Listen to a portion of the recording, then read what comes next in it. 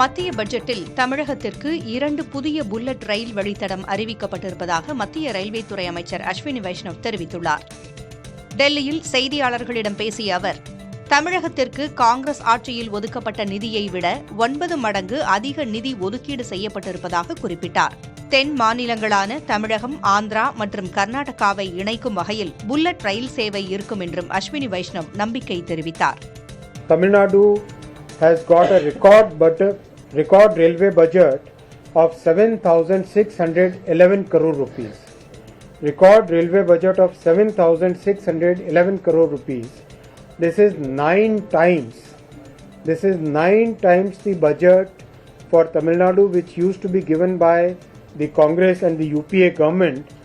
Tamil Nadu, 2 new bullet train corridors will be started. First is from Chennai to Bengaluru, second is from Chennai to Hyderabad. The travel time between Chennai and Bengaluru will be limited to 1 hour 13 minutes. 3 minute. 1 hour 13 minutes. 1 hour and 13 minutes.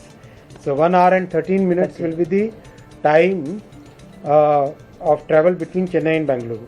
Similarly, Chennai Hyderabad will be a time of just 2 hours and 55 minutes.